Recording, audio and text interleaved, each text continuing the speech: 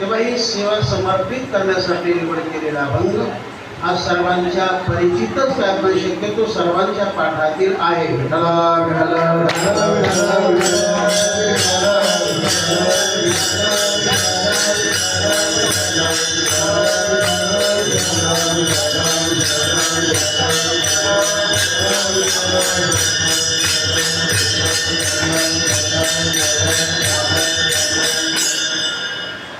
तेव्हा प्रत्येक जीवाची धारणा हीच आहे की आपल्या जीवनामध्ये सुख मिळावं, दुःख टाळावं.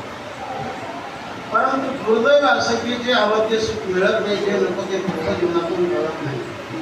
इच्छा सर्वांना सुखाची, पण प्राप्ती मात्र दुःखाची. प्रयत्न सर्वांचे सुखाचे, पण नित्याचा अनुभव मात्र दुःखाचा.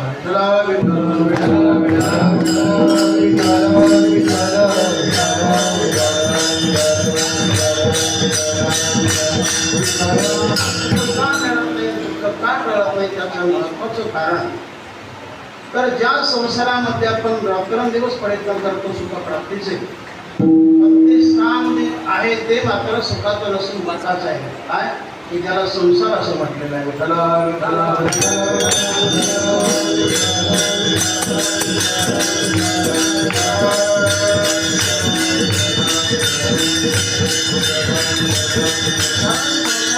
स्वरूप हे सुख देण्याचं नसून दुःख देण्याचं आहे.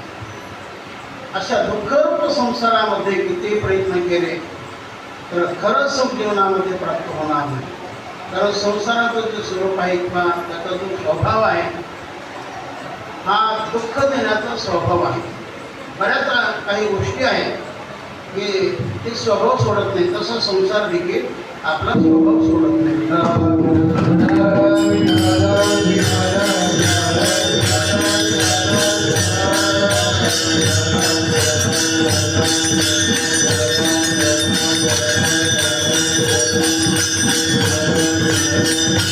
याबद्दल एक असा अभंग आहे जरा वेगळा, परंतु त्यातील चिंतन मोठं गोड सुंदर घेण्यासारखं आहे.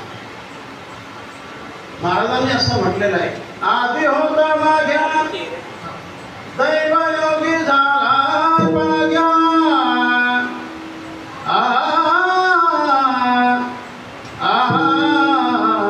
त्याचा येळकोट राही